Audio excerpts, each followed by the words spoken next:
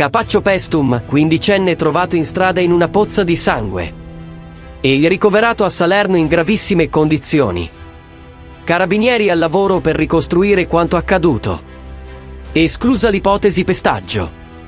Era riverso in una pozza di sangue il quindicenne che lunedì sera è stato trovato privo di sensi in strada a Capaccio Pestum e che ora lotta per la vita nel reparto di rianimazione dell'ospedale Ruggi di Salerno.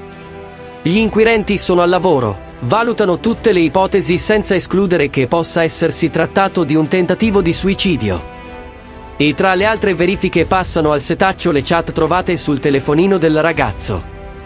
L'allarme è scattato nella serata di lunedì, intorno alle 23.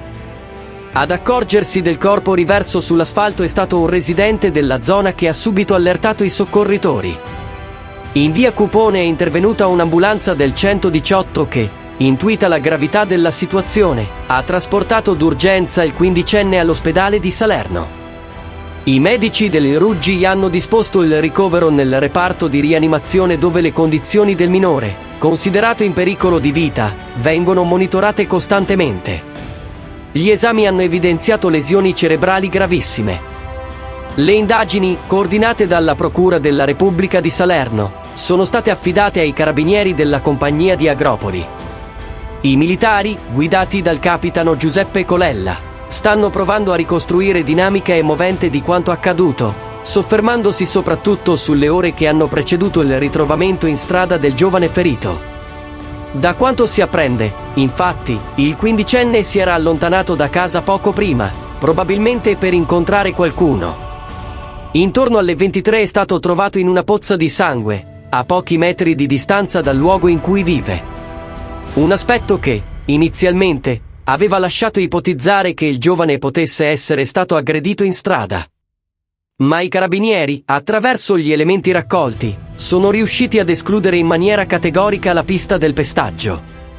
Le indagini, inoltre, avrebbero consentito di appurare che quanto accaduto non sarebbe collegato a possibili casi di bullismo. Al momento, però, tutte le altre ipotesi investigative restano aperte. I militari stanno esaminando le chat contenute nel telefono del minore, in modo da avere un quadro chiaro delle sue amicizie e frequentazioni. Al vaglio anche le immagini delle telecamere di videosorveglianza presenti nella zona. In queste ore, inoltre, sono state ascoltate in caserma diverse persone, per raccogliere quanti più elementi e provare a ricostruire un episodio che ha fortemente scosso la città dei templi.